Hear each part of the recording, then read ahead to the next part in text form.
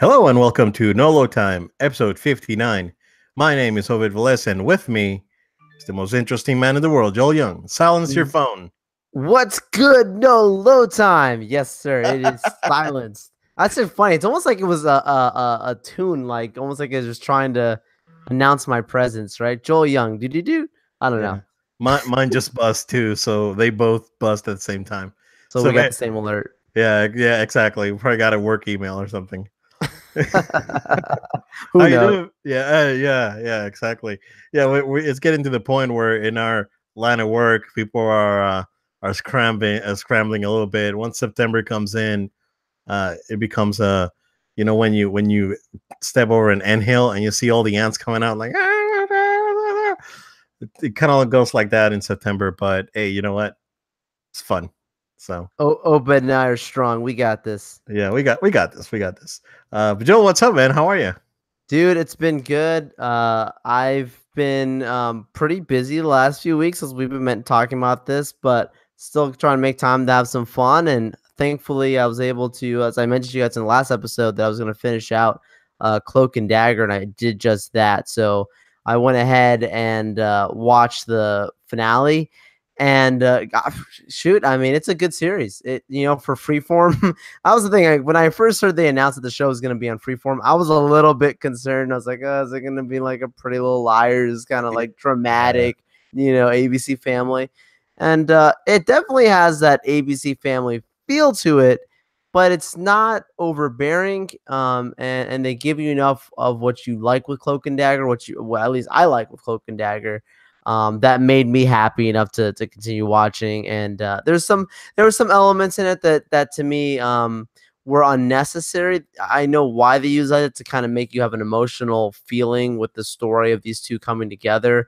The location for the show is New Orleans. And I know that at Comic-Con, I was not in the Cloak and Dagger panel. I was in the Venom panel at the same time.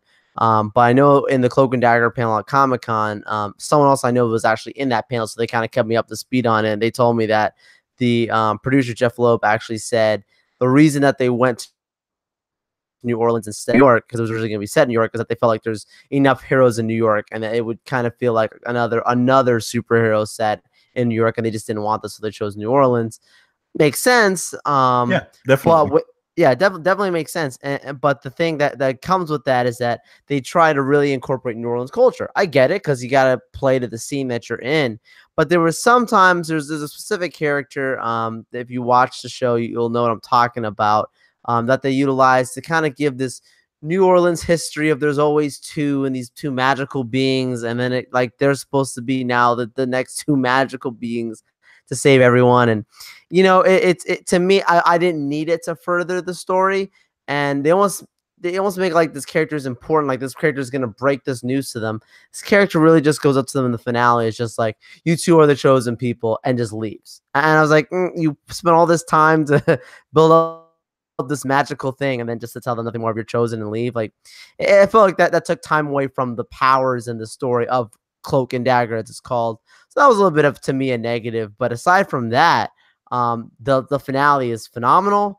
And gosh, they end it with exactly giving us the character. If you've heard what the season 2 is going to be called, they said season 2 is going to be gosh, what's the word that they used? I keep wanting to say like it's a specific word. It's the name of the actual character, that the villain character that's going to actually be in the next season. So they've already greenlit the next season, which they announced at Comic-Con anyways. But good, interesting. I'll keep watching. It's good enough for me to keep watching. And you guys know I have my rule of 3, right? If I watch 3 episodes, if it's no good, I check out. So it kept me through for the full season. And I'm actually going to watch the second season as things stand today. So that was pretty good. What would you do, Obed, though? Cool. Well, I got some family in town, and when you live in Central Florida and you have family in town, they always want to go to the parks. So I ended up going to Hollywood Studios, which I hadn't been since April of last year, so a little over a year. And so we're gonna get a Star Wars Galaxy's Edge update here.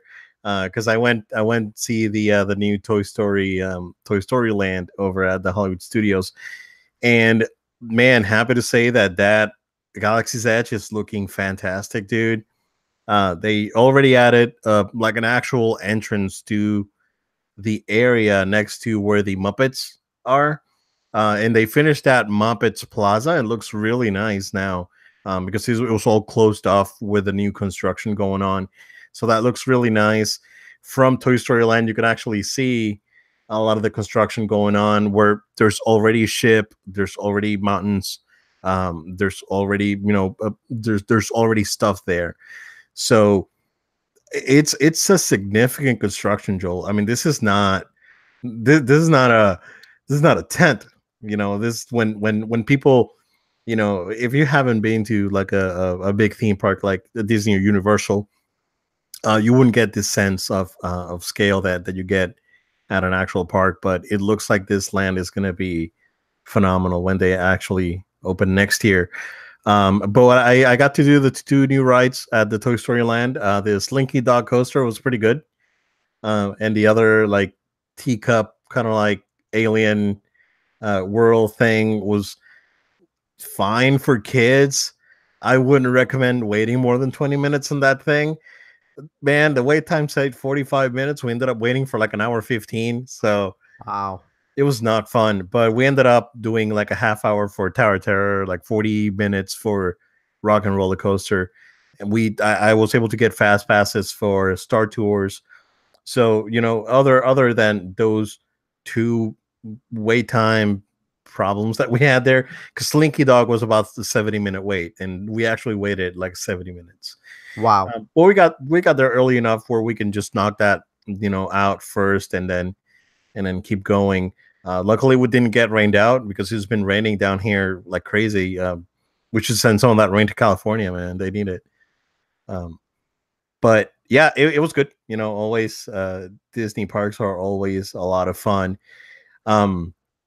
But other than that, Joel, I got we all know that a little independent movie came out on Blu-ray just yesterday.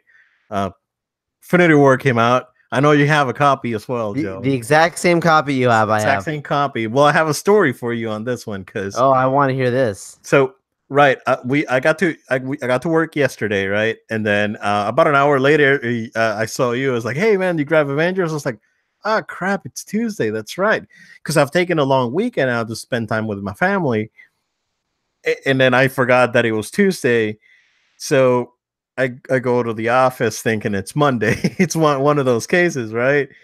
And then I was like, oh crap, well, I'll grab it after I get off of work. And at one point I added it to my cart at Best Buy. It's like, I'll just buy it at Best Buy and they can send it home and I'll have it home by Friday. But it's like, you know what? I'll just stop by Target in the morning. That's fine. So after I get stuck in traffic, dude, this morning, it was stupid.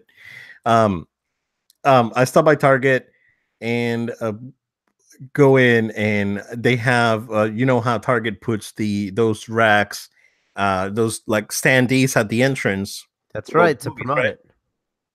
So I see the standee, and the standee is freaking empty, bro. It's like no 4K copies. There was probably like 10 Blu-rays and a bunch of DVDs. So I was like, okay, well, I'll go to the back. They probably have some more at the back. At the back, they only have DVDs and they have like 2 Blu-rays back there. It's like, okay, crap. Well, I'm gonna start digging through the standee and see if I can find anything. So I start digging. I was like, nothing. So next to the standee, like right across the standee, next to the cash register, next to the registers, I call it cash register, but who uses cash anymore? So it's the Apple Pay register. So next to the register, there's a new releases section, and I see, and they have like Pacific Rim and whatnot in that thing. I was like, oh, I don't see any.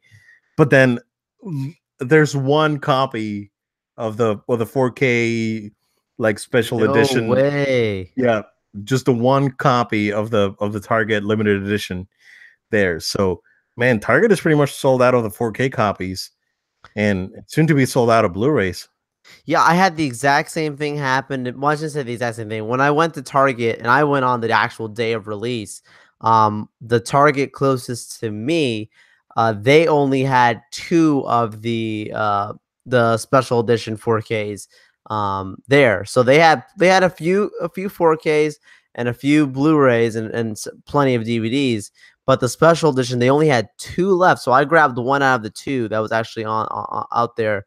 I was fortunate enough. So I was thinking to myself, man, if Obed doesn't get it today, I don't know, man. I'm out of luck. So I was that's thinking that I I'm was so out of happy luck. for you. Yeah, I was thinking that I was out of luck at that point. I was like, worst case scenario, I'll just go to Best Buy and grab the Steelbook Yeah, that would be edition that something. they have. Assuming they even have that. Yeah, well, they had it on the site, so I could still order it online. Nice. But I wanted to watch it over the weekend, which is like, I mean, I can order it and go pick it up like I did with the SNES Classic, but I feel like Target, if you're into like collector's editions movies, Target's the place to go, man, because their collector's editions are so nice. It's true. They go out on adding these limited edition touches to either the case or some extra content. Yeah. So it's well, but Obed, you know what I did on my Tuesday night? Watch it. I popped that movie right on it. So uh good. It's oh man. beautiful in 4K. Yeah, I can't wait to watch it again. I'll definitely, watch it over the weekend, and it's gonna be one of those things. I was like, my wife's spoiler free on it, man. So she's gonna get all those memes. It's like, yeah. So, uh, so we'll see what happens with that. Other than that, Joel, I actually grabbed the Vita game. And I was able to get a sealed copy of World of Final Fantasy for the Vita, the Day One edition, which are getting hard to come by.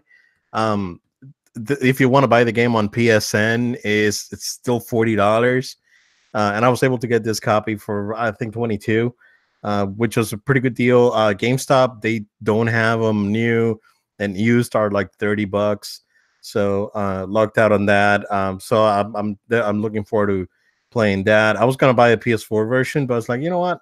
I've been looking to buy something for the Vita for a while, and RIP Vita, but it's still, it's one of those things that I can just grab, play some, pause, and suspend, and then I can grab it the next day and keep playing. But looking forward to spending some time with that.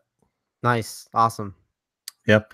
But that's all I got on my end, Joel. Do you want to just go ahead and jump into the shenanigans for this week? Yeah, let's have some fun here. All right. So, Joe, James Bond, right? I don't know if you were in my same line of thought, but James Bond, we're talking about the character itself. I believe that James Bond is not a man. James Bond is a title that is given to a certain spy once that spy reaches a certain level of 00. Um, and hence different James Bonds throughout the years. There's a very strong rumor, and the actor is actually steering the pot that Idris Elba may be playing James Bond in the next Bond movie. So, Joel, how do you feel about that, man? I feel great about it. I remember. I want to say it's been now maybe a couple years that there were some people who had brought his name up before about being James Bond, and at that time there was a lot of negative reaction to it. And obviously not everybody, but I'm saying there was enough to make some noise. And people there. I think that the names that had spoken about the time was Tom Hiddleston, Idris Elba, being like the names to replace Daniel Craig. And I love Daniel Craig's James Bonds. He brings it each time to those movies. He was brilliant, yeah. Absolutely. So I thought to myself, if you have a choice between Idris Elba and Tom Hiddleston, good actors, I'm sorry, I think Idris Elba brings more of that suave to, because he's a very finesse man, He the way is. I'm not saying Tom Hiddleston isn't. I'm just saying that there's something about the way that Idris Elba conducts himself that I could see him already in the role. It's not hard for me to picture. Now, the negativity from people has a lot to do with their perspective of how they see, James Bond. But Obed, I think it's important for us to really evaluate who is James Bond. And you hit it off right from the beginning when you said James Bond is a character. It's a name. It's something that is bestowed. And I mean, you were looking into some mythology. James Bond is an alias. It's a name that you inherit when you take on this James Bond, spy, ranking kind of deal. It's a specialized individual that takes on. So his name, could be, John Doe, but he's James Bond because he's now been chosen, part of this special elite group, right? So anyways, yeah, I have no slack against him just because I could see him playing the role. I think he matches the persona that I perceive for James Bond. And I really can't find a negative right now. Aside from him, yes, he is up there in age. So, I mean, James Bond traditionally is usually somebody, actor usually play that's a little more mature. You're not going to get a 20-something playing James Bond anytime soon. But that's fine. I mean, if he can give us at least 2 to 3 performances as James Bond, I will be a happy man. So I'm all for it, Obed. Yeah. He has this eloquence when he speaks, and this, his enunciation is like so good that I can see him being like this dry type of, character as James Bond is supposed to be, right? And if you actually just take Daniel Craig out of one of the Bond movies, one of his movies, and you insert Idris Elba with his enunciation, and he's, like you said, it's like, his smoothness, man, it's like it'd be pretty freaking sweet, man. I agree. It's amazing, like how smooth this guy is. I mean, even when he does voice roles, I mean, you would think of the Jungle Book, right? Like the dude's an amazing Shere Khan.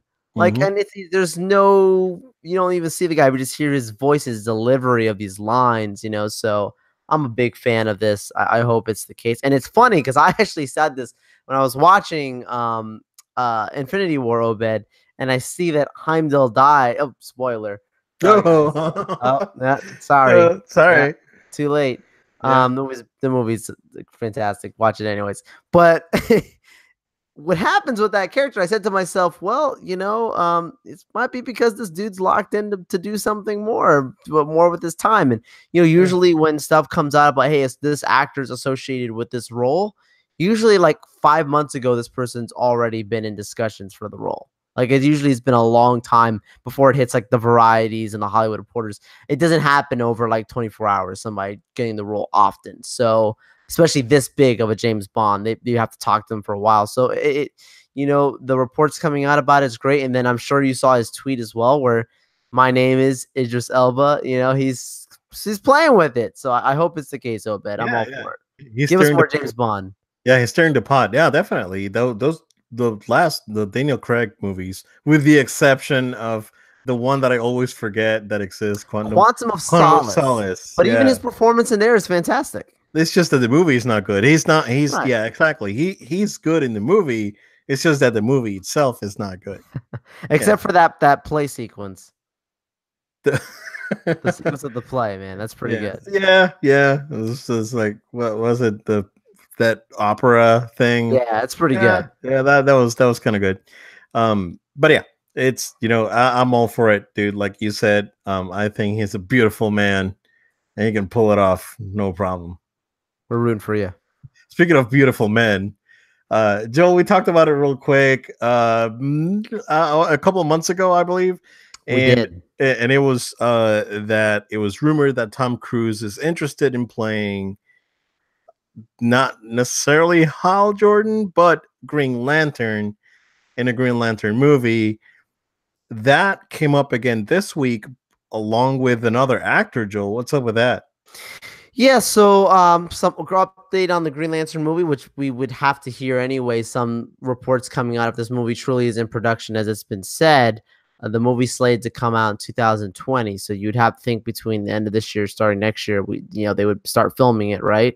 So the producer for Justice League, one of them, I forget the guy's name, forgive me, you can look it up, but he actually went on the record, behind closed doors, saying, I actually want Mark Wahlberg to play Green Lantern in this DC universe, the world of DC. So Mark Wahlberg, there's no reports of them actually reaching out to him or it even being a thing. Anything, I just heard the reports that he was the one that the producer wanted them to go after and throw money at to play Green Lantern. Not the person I visually see as a Green Lantern, like, period, in all seriousness. Yeah. It's not having any hard feelings against Mark. It's just his personality, and I don't know. I just not feeling that.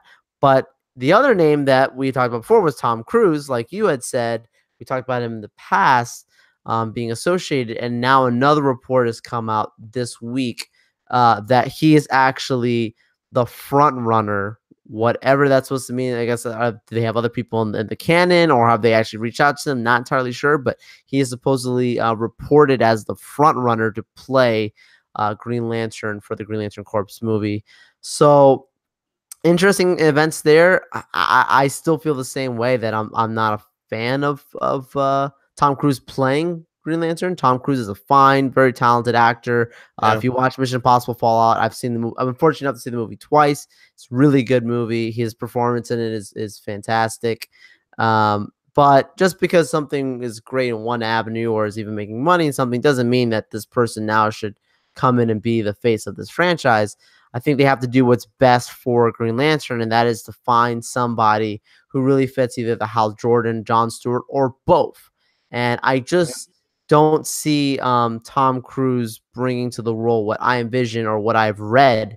But I think I've mentioned to you this before, that Green Lantern is one of my favorite DC characters.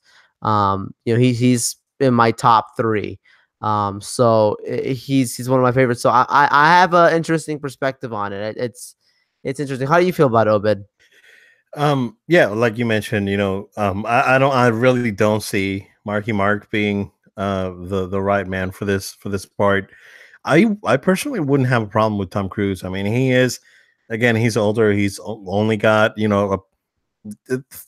5 to 6 more good years in him. So whatever they need to do fast. Apparently, based on reports, the script's already done and Tom Cruise already read it and, said, hey, I don't like certain things. If this thing's changed, I may just jump in. Maybe Tom Cruise could be a starting point for a series, and then, continue into Guy Gardner or Jon Stewart. So it could definitely happen. I really don't see an issue with Tom Cruise being in the movie. So, I mean, yeah, we'll see where it progresses.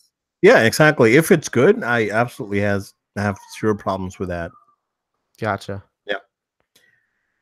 And Joe, there's a before we jump into maybe the topic of the show, if you want to call it that. Joe, there's going to be an a Marvel IMAX festival, right? There's going to be all the movies are going to be available or back in the movie theaters at the end of this month. That's right. September. That's right. Big deal. A lot of people, I didn't expect this kind of response on social media, but it's gone viral. A lot of people are buying their tickets for it through Fandango. All the movie theaters that have IMAX are going to be showing some movie. They're only showing them in IMAX. No standard showings. These movies are being re-released all for the first 10 years, a 10-year anniversary present to all of us fans who already own the movies, but we're going to go back out, watch them in IMAX, because that's what we do as fans. At this point, we're probably funding somebody's salary at Marvel. But you know something? It's awesome because it's a great way to celebrate what they've done for the last 10 years is provide an opportunity for people to go back. And when I say that, a lot of people started joining Marvel more recently, and that happens with any franchise, right? Where they maybe watch, Black Panther, or they just watch Infinity War, or they just watching, one of the movies prior, maybe Civil War, or cherry picking, and they maybe missed a couple of the movies in the theaters when they came out, or just haven't watched them period at all. And I think this kind of publicity is a great way for people to go back and watch them maybe for the first time, or go back and have the experience maybe that they didn't have in the theaters because they weren't a fan at that time, Or but maybe now they're a younger, fan. like Younger maybe kids, younger kids. I mean, these things have been out 10 for 10 years. years. Yep. Yeah. So So maybe you have what was a 5-year-old back then that missed Iron Man.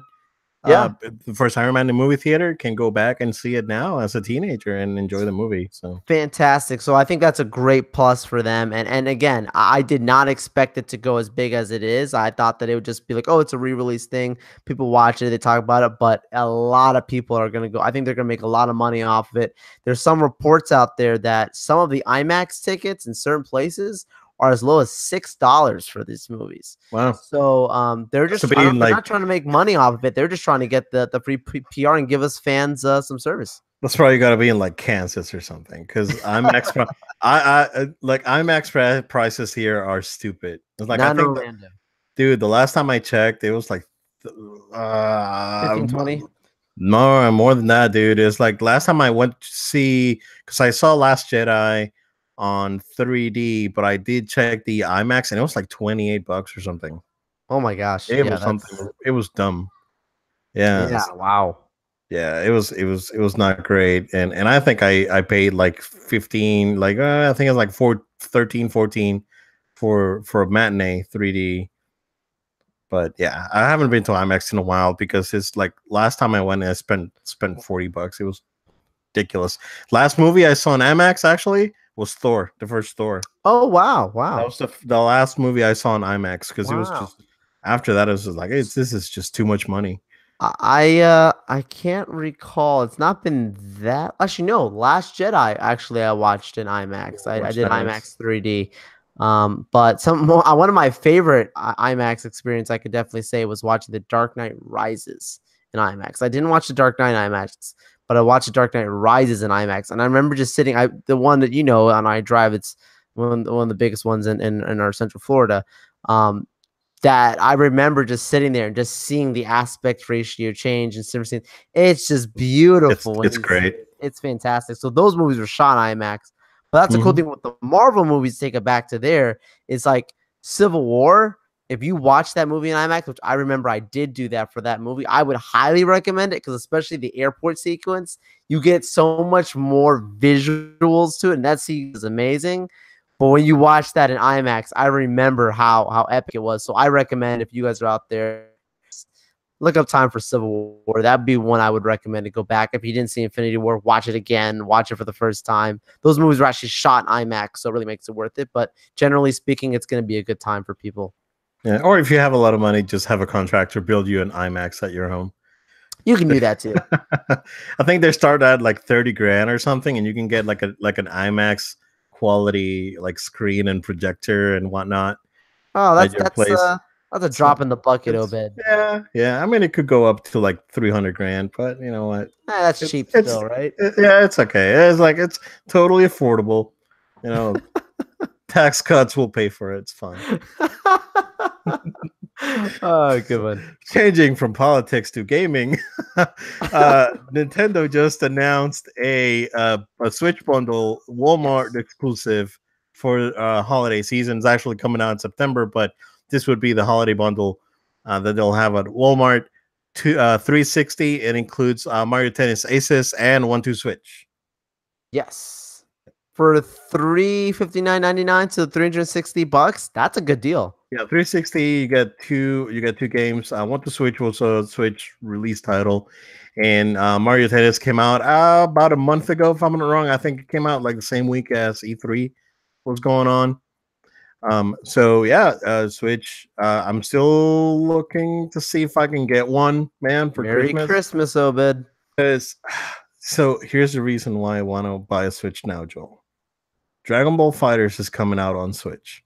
Yeah, and it runs pretty close to PS4. It doesn't look the same. You can tell that there's some things, right, that the Switch can't necessarily do very well, like some shadows and some stuff here and there, particle effects most notably. But man, to have that game on the go and be able to just grab and play it anytime you want, anywhere, that to me it's a system seller. So I may do it for that, and of course get Mario and Zelda or Mario Kart and Mario. Probably get some more out of Mario Kart and Super Mario Odyssey than Breath of the Wild. I really don't feel like spending 200 hours on a game because I know I'll get sucked in. You know how I am, man. Once I Oh get once I get sucked in, it's like, what year is this? Yeah, I'm still waiting for that Final Fantasy 15 season 2 expansions to drop because I'll drop another 100 hours on that thing. Oh man, here it comes. Now I'll probably drop another 25. Let's be reasonable. Reasonable. Yeah. Joe, IGN, it's a hot topic, right? Some stuff happened. And I'm gonna try and do a timeline here as best as I can recall everything that happened because a lot happened a couple weeks ago, and things keep happening, things keep piling on. So a couple weeks ago, a game called Dead Cells was officially released for Switch and PS4. The game, I believe, had been in early access on PC for about a year, if I'm not wrong. So the game's been around for months now. Yeah. In some in some way or another, it's been out there. There's a so I want to try and start, Joel, in a way. I don't want to sound like a jerk, but so Philip Mewson from IGN, he was the Nintendo editor at IGN after Jose Otero left the company for a job at Nintendo. Talk about burning bridges. So Philip released a video review and a review of Dead Cells that was posted online. I think it was posted on like a Monday or something. 3 days before that, a YouTuber by the name of Boomstick Gaming released a review. So when Boomstick Game, my apologies because I forgot the guy's name from Boomstick Gaming. But when he went to IGN, or when he saw that IGN had posted review of Dead Cells, he noticed that there were striking similarities to his review. So he released a video. He was nice enough to go out there as like not calling names, not being a jerk. So like, I really respect this guy for his professionalism and how he behaved throughout this whole thing, because it's commendable, right? We live in an age where everything's an outrage and everyone's pissed at everything, and he really handled it very professionally. So hats off to him. So he did a video comparing his review and Philip's review on IGN, and the similarities were there. It was pretty striking. The video now has, last time I checked, it had like 1,000,002 views on YouTube, and Boomstick Gaming actually had gained, like, he almost tripled his channel by now. Like, again, great for him, man. Yeah, good for him. Freaking ride the wave, man. Don't worry about it. You're doing just fine. I wish we would go viral. We'll ride that wave, bro. Hey, someone's gonna plagiarize. No, I don't want. I don't want to be plagiarized. No, I don't want to get caught stealing jokes. No, I'm saying I don't want them to steal from us. Oh no, I mean, you know what? If it's gonna bring us subscribers, I don't care. Oh, but no, sounds desperate. No, I'm joking, but seriously, guys, and I can tell you, I went to school before the internet was a thing, and Yep. before the internet was widespread, and it was really hard to plagiarize stuff back then. Once the internet started coming in, man, you can just fax your projects, your school projects, because you have internet. Plagiarize it. Your teacher doesn't have internet. It's you're fine. It's just, I mean, but we definitely live in a different age now. Um, so IGN responded in the way they should have, which was removing the video review, and issuing a statement, saying we're going to investigate, and this is, plagiarizing game reviews is not acceptable. They apologize to Boomstick Gaming, and and that was that for that day. But then the next day, they came to the conclusion that there was obvious things in that review that were plagiarized, and they were not comfortable with that, and they were not happy with that, and Philip was let go from IGN. So our bona fide superhero video game journalist Jason Schreier and Kotaku, people started sending him stuff about, hey, I think I know this guy from when he worked at this side and where he did this thing in some forums, and sending Jason Schreier different examples of previous work. So while this was going on, IGN re-reviewed Dead Cells, posted their new review, and Philip released a video that was like a non-apology. It was a really bizarre video that he put out, saying, "Hey, I never copied work. I'm a video game journalist, and this and that. I He was." also Uh-huh. Sorry, he also never acknowledged the name of the person he plagiarized from. He called him a small YouTuber.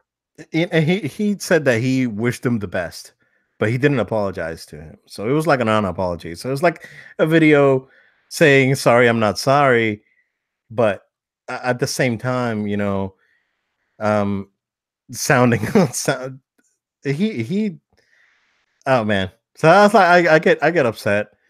I get, yeah, I get passionate about this, right?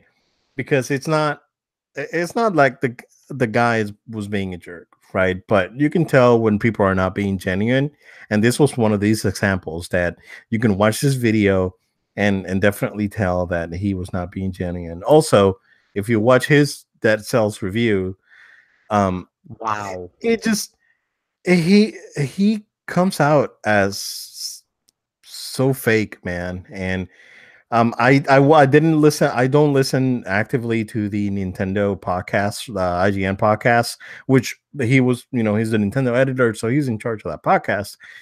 But I don't necessarily listen to that. I listen to Beyond pretty much every other week, and I try to catch Game Scoop, which is probably my favorite IGN podcast. But he the way he sounded to me, he's never sounded genuine. Like when Jose Otero was there, Jose was really genuine, and you can tell that he was really passionate about Nintendo, and he was really passionate about his writing and all the stuff that he was doing. But Philip always came across as fake. It was kind of like I don't want to get into it. Anyhow, so he released that video. He gets grilled by everyone, like other YouTubers like Young Yeah, Review Tech USA. It's like all these guys started posting videos. It's like, yo, what's this crap? What's this crap about this non-apology video? It's awful. Philip takes down the video because he's getting grilled by everyone. It was awful, dude. Anywho, so that happened, and then just today, Joel, the saga is not over. Jason Schreier posted an article on Kotaku with multiple examples of this happened yesterday. I'm sorry, multiple examples of him plagiarizing content from other sites, whether it be forums, YouTube, multiple examples. And IGN responded with removing Phil's work from the site, like they're scrubbing him off of IGN. It is that bad, Joel. I'm one where, first of all, how dumb can you be that you plagiarize a video or a review of a game on the biggest video game website in the world, where everyone will see it, where all, where you have the most exposure, when you have, teams of social media people pushing your content. um I mean, how dumb can you be that to do that, man? It's absurd, like, right, it just doesn't make sense. It's a great opportunity working at IGN. Regardless of how you feel about IGN, or they're who they are. Regardless, they are one of the largest, if not the largest, depending on your perspective, in the games journalism space. So getting an opportunity to be someone who gets to do reviews, and your content's being put and seen by hundreds of thousands, millions of people out there, and then you go and are seeing, I mean, look, call spade a spade. You watch the videos comparing. I watched the Dead Cells one, and I was like, oh my gosh, this is literally the same thing. And then you have proof of it being 3 days before, or whatever, that was actually posted. Hmm. And it just makes you feel sad, because you're like, someone else was being genuine about their opinion. Someone else was giving a real review. They were doing what they wanted, like how we do here on No Load Time. And who knows if this other guy was doing it, getting money off of it at the time or whatever. Maybe just having a good time, whatever the case is. I don't know. But Yeah, I to believe then have I believe Boomsleep Gaming at the time had around 10,000 subscribers, which okay, is a small YouTube channel. But I mean, it's still that's pretty. successful. It's okay. I mean, yeah, 10,000. It's not bad. I mean, Yeah, that's absolutely. successful to me. Enough that you keep going. But I mean, it's like one of those deals where it's unfortunate, that someone of that large, maybe I don't want to say for sure, because I don't know, what this guy was thinking, plagiarizing, but maybe he thought, what, I'm with this big place like IGN, they're not gonna, who's the little man versus us? I don't know. Or I thinking, mean, yeah, or thinking he can get away with it. they can get away Exactly. with it, and I like to hear in this circumstance that at least it feels like this is a situation where IGN is saying, like, we're not gonna allow ourselves to be associated or perceived in this light, and it sends a message to journalists in general and people in general. It's a moral thing where it's like, look, we're putting stuff out there not just to squish the little person and just, make ourselves look whatever. It's like, no, this is not, it's not true. It's fake. And the people, we the people, we recognize, it sounds like I'm doing a speech, right? Hope it's holding his heart. We the people recognize when something is genuine and not. And with this, watching this guy literally go out and do this video where he's talking about, like, I'm sorry, but not really saying he's sorry about what happened, but just trying to justify it. And you get the feelings of, at least for ourselves, we feel like it felt very disingenuine. We the people, we're gonna recognize it. We're gonna call you out on it, and hold you accountable to it. And same thing here again on No Load Time. We want to be as genuine as we can. We're not trying to do this because Obit's cashing checks from The Last Jedi, or I'm getting Or PlayStation. I'm getting PlayStation money so I can say something great about the Spider-Man game when it comes out. No, it's not. It's not. It's like, no, we're being real genuine, saying, like, this is stuff that we like. We want to talk about the things we like here and share it with you. And if you don't agree with it, that's fine. But being real, and this is a situation where being real wins, because it's being called out. Hey, this guy's this guy obviously is plagiarizing and just is not genuine about even, hey, Yeah. he could have easily been like, I'm sorry. Didn't really come across that way. So it's just a win at the end of the day. There's a lot of thoughts I have about this, Obed, but I'm just glad at the end of the day that, hey, this is being figured out. And I hope this guy does really learn from it, and that he does do well on his own, but at least it's a lesson learned, right? Yeah. Well, I think his career in video game coverage is done. He can probably, like, if he loves gaming, he can probably do his own YouTube thing, his own Twitch thing, or whatever. But I mean, kiss goodbye on going into, a company like IGN, and Yeah. It's unfortunate, because again, Jose Otero was in that position before, ended up working for Nintendo, as well as the previous girl that was the IGN Nintendo editor. I forgot her name, but she went to Nintendo as well. So Oh, this is a great opportunity for them to grow and be able to move into, the a company that they're passionate about. The same thing happened with the with Ryan Clements. Like Ryan Clements was on Beyond. He was let go when IGN sold when News Corp sold IGN to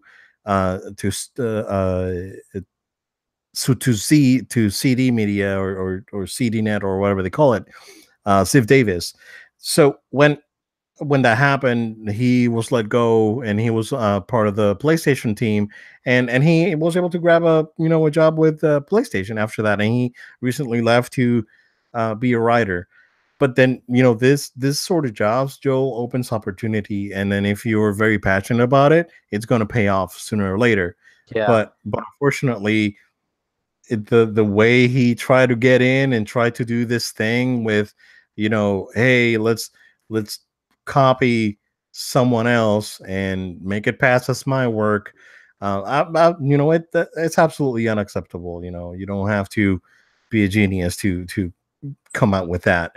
But the thing is that, if you're genuinely passionate about it, like what you said, things are going to come out natural, and you don't have to fake who you are. And we talk crap about, nerd stuff here. And last week we had a very passionate talk about, movies and the Academy Awards and all this.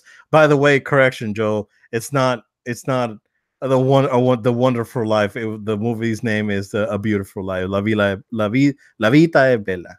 That's Okay. the Okay. name of the, and it's Roberto Benigni, not Antonio. So Okay. I correct myself from last week, but I was on the right track anyway. But we went on a very passionate discussion about, movies and that, right, and we were being very genuine about it, and we welcome all opinions. And you know just because you have a different opinion than we do doesn't make you a bad guy, right? And the same thing happened with, uh Colin Moriarty, who's been blacklisted from, gaming places because of his, political views, which, really sucks, because that being in that bubble of like, I'm not gonna get along, or I'm not going to, mingle around with people that I don't agree with, it just stifles uh, discussion and creativity and all these things, and it's a very negative thing to do. And I, again, I've said it before in the podcast, and I've been very vocal about this with you, about Colin, and it's like, what. Uh, Truth be told, he got stabbed in the back, and I really admire the guy because he handled it again like a pro, and you know he's the dudes, and he proved it, and he's doing great. So, you know, again, hats off to him. Um, but going back to Philip, I mean, whatever career he was hoping for on video game journalism, it's over. At this point, he needs to start doing his own thing. He can start a site, do other things, maybe join join the escapist who's coming back, Oh yeah. and use a pseudonym or something. Maybe he can do that, but you know whatever he was hoping for with Nintendo themselves, it's probably over, more than likely. And again, we don't wish people bad, but I hope that this guy learns from his mistakes, as you mentioned, and is able to turn this into a positive thing, and maybe he can grow as a person. And for the best thing he can do, man, it's the same thing that I always tell everyone to do. It's like, you know what? It doesn't hurt to take the blame. Like, take the blame. It's like, I agree. hey, you guys, you know what? I effed up. I man up to it. I'm sorry. And just because you do that, that doesn't make you a weak person or a bad person or anything. On the contrary, it helps you grow. and it helps you accept yourself and accept your mistakes, and it could take you further. So if he would again come out and man up and accept not only this issue with Dead Cells, but other um, issues that have been brought up by Jason Schreier, uh, maybe he would deserve a second chance. But he needs to do the right thing at this point. I really agree. Yeah. Well said. Yeah, and I also feel bad about IGN, dude, because they take all this crap all the time from everyone. It's like, oh, you can't spell ignorance without IGN, and all this. They take all these jokes, and they have a really good crew over there. Like Brian and Brian Altano and Max Scoville do a great job with Beyond, and um, Jared Perry, who's no longer there, but he was awesome. Like a lot of people that came from IGN are great, and Damon Hatfield, I really like. He seems like a really cool guy, and I like his content. But there's also personalities from IGN that I don't like. I'm not going to mention names, but I already mentioned one name, then you can probably figure it out. If you're smart, right? You just put two and two together and get four. So that's what I think, man. I feel bad for IGN because it's they get all this crap, and they try, man. They try to be good, they try to be great, and their content is top notch, but they definitely don't get the credit that they deserve. And they've brought the medium to, they've elevated it, and they brought it, and they're competitive too. So you have to look into that as well. So Yeah, I really agree with you. There's fine individuals at IGN, and I think like you and I talk about this stuff often, just in our own time when we're just talking privately and saying like about just being level headed as a human being, right? Like don't come down on IGN and be like, see, this guy plagiarized, everything about them's fake and all this. yeah, Don't go on an extreme, in my opinion. Just be level headed. There's good and bad people everywhere. There's fine individuals at IGN. There's other individuals that, guess what, may not be as fond of, but at the end of the day, be level headed. Don't just be like the whole thing is a mess and the whole thing is. If that's not the truth, that's not the case. There's I'm sure there's talented people who we all don't know, and behind the scenes and front, all sides, and it's just unfair to those people to come down on the whole thing. In my opinion, at this time. But yeah, it's their content has always been top notch. That's why I said they're one of the biggest, if not the biggest, depending on your perspective. I believe they're the biggest out there, when it comes to this medium. So they do a lot for the fans. They got the money. Now, if you think about it, Joel, if Fox wouldn't have sold IGN to Ziff Davis, Disney would own IGN now. That's crazy. I didn't think of that. And that could have gone both ways. They could have either shut it down or maybe get more money. But yeah, and I know that IGN has some content that's on Disney XD, if I'm not wrong. Like that's the true. Nintendo, like I think when Jose Otero was on, I saw some of the IGN Nintendo stuff on Disney XD. I don't remember seeing Philip, but I remember seeing Jose. But man, this is something that we're very passionate about, and being genuine is very important to me personally, and it should be to you as well.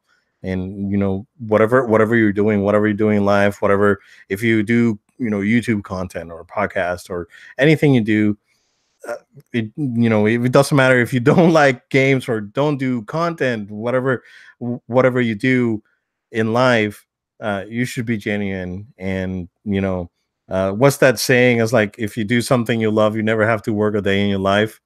Yeah. And that's absolutely true. But we're hoping to that Philip comes around and apologizes, and maybe he'll get a second chance. Best thing to do now for the next couple of weeks, man, lay low, release a genuine apology video. But hey, you know what? Sometimes you can't change people. But it's true. It's my 2 cents. Before we go, Joel, go ahead and plug us in. Well, before we get to that, Obed, I did want to mention this to you really quickly. I know you and I both have seen this, but guys, there's an amazing limited edition PS4 Pro out there. Obed, that is just a beautiful Okay, Oh my goodness. It's like I'm not someone to covet, but oh my goodness, it's a beauty. only 50,000 of them made, and this is Yes. commemorating the 500 million consoles sold. PlayStation, not PS4 sold, but PlayStation in general. Man, it's a beautiful console, dude. Translucent blue, 2 terabytes, with a blue etching on it, and has the plate, and comes with bundled with a camera and whatnot, kind of like what they did with the 25th anniversary PlayStation, but this is a PS4 Pro, translucent dark blue. It's beautiful, man. I really It love it. is. It really is. Yeah, they're gonna release the controller separate, Joe. If Oh, you're that might be yeah, worth it. yeah, if you're interested in that, I just bought a midnight blue a couple of months ago, so I'll skip it. But man, translucent blue and that dark blue looks so nice. Nice, Yeah, nice. I would love to grab one of these, but PS4 is working fine for now, and Well, are they I selling at the kind of same want. price? No, I think this is gonna be like $100 more. Yeah, because of the bundled extra content. Yeah, I think it's gonna be like a $500 uh thing, because they're including the camera, plus it's a limited edition thing, and it's a 2 terabyte drive. So they're going premium on this one, and maybe, hey, you know what, 2 terabyte drive, maybe PS5 is gonna come out with a 2 terabyte drive. Who That's a knows? good point. Yeah. Um, Although you can do that now. I mean, I upgraded mine what, a year ago, right? I Yep. think, for a 2 terabyte, and only cost me like $80 to do, so it's not bad. That's right. That's right. No, it's worth it. I just wanted to bring that up because I thought Yeah, that was a pretty cool man, one. it's so nice. I I know. I wish, like, if I had money to burn, I'll probably do it. PlayStation, you can send us to the address. We'll do an unboxing, we promise, and we'll Uh, play it. We'll not keep it in a box. We'll actually use it. How's that? that's right. That's right. We're not Uh, fake. We're not fake. We actually open our stuff and play around with it. we do, man. We're not like, oh, it looks pretty. No, we open this cool stuff. Guys, on that note, it is a great point for us to say we thank you for taking time out of your day to listen to us here on No Load Time. We want to make sure to stay connected with you. You can always use a friend, right? So why not be friends with us? Follow at No Load Time on Facebook, Twitter, Instagram, and Twitch. That's at No Load Time. We also want to encourage you to stay subscribed so you get the latest when our new episodes drop. We are on iTunes, Google Play, and SoundCloud. So you can subscribe to us there for the podcast. If you want to watch us, maybe you're watching us even right now, subscribe to our YouTube channel. You can get when our newest videos come out, the video version. If you're a subscriber on iTunes for the podcast, we'd ask if you'd please leave us a review. That always helps us out. And we also want to invite you to send in feedback to us. We always love connecting with our fans and our listeners. And so you go ahead and shoot us an email to noloadtime@gmail.com. That's noloadtime@gmail.com. You can send us any questions, comments, feedback, something we may even discuss here on the show. But as always, we thank you guys. And next episode is going to be episode 60, Obed. So let's make it big. Yeah, hopefully some stuff happens on the news, then we can cover it. Hopefully nothing bad, though. I'm Yes. I'm I'm tired of covering, like, hashtag me too, and and people stealing stuff. Just a joke. But again, thank you guys, and like Joel said, reach out to us, send us an email. Email is very important, guys. Just send us feedback and questions, and let us know how we're doing. But we will see you again next week. See you guys.